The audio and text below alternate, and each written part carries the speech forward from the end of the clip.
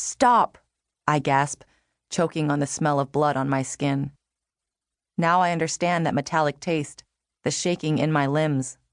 Now I know what the fury tastes like. Blood. Stop, Flynn, please. Let them take me. Like hell, he says through gritted teeth. His face is unreadable. He won't listen to me. Right now, I don't have the strength to argue with him.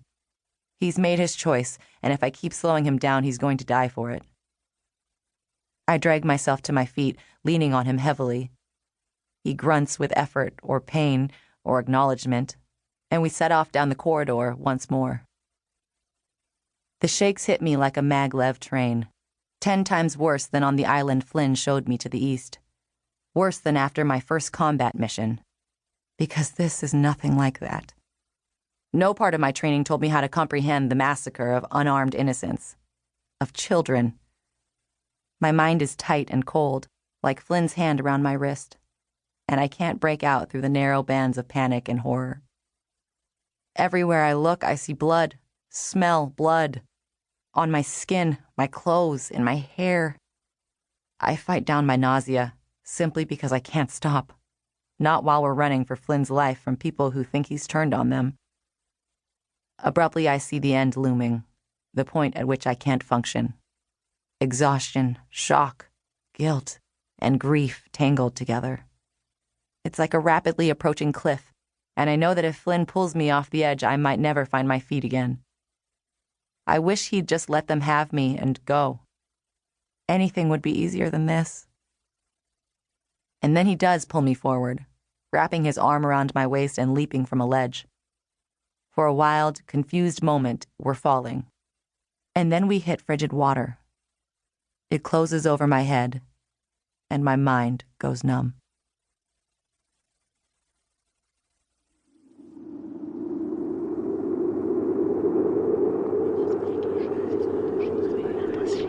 In her dream, she's choking, gasping for air where there is none. The vacuum of space closing around her. There are no stars, because there are never any stars here. Only a thick darkness that rushes down her throat and into her heart. She dreams of drowning.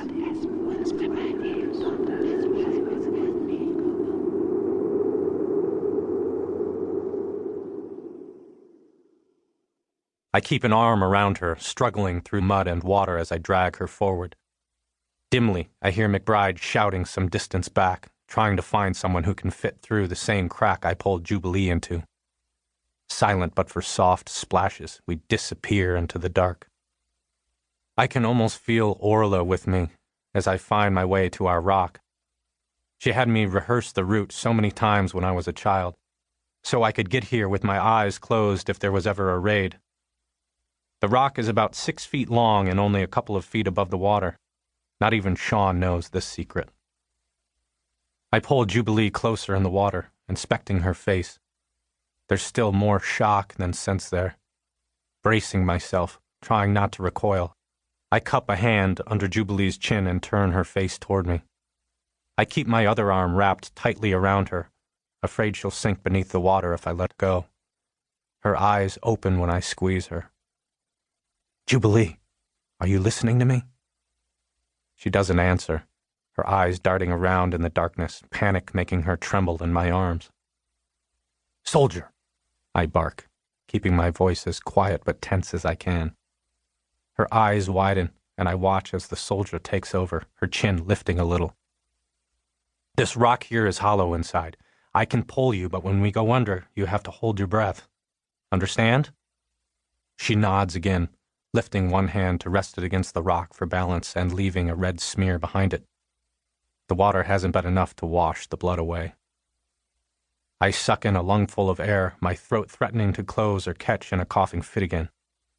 The water closes over my head, and I keep hold of Jubilee's wrist as I guide her in with me. The water carries the distant shouts of my people directly to my ears until we surface, choking inside my tiny shelter. There's only a small space that's water. The rest is the natural rock and the ledge Orla built for me when I was Fergal's age. I push Jubilee's arms against the rock until she instinctively grabs at it, leaving me free to reach up and fumble in the dark. The netting with emergency supplies is still there, and my heart slows a little in relief. I grab the tiny cylinder of the flashlight dangling from it and turn it on. The beam bounces around the two of us as I help her scramble up onto the little ledge and then crawl up after her. We huddle there in a space meant for a child, her breath coming in sobs.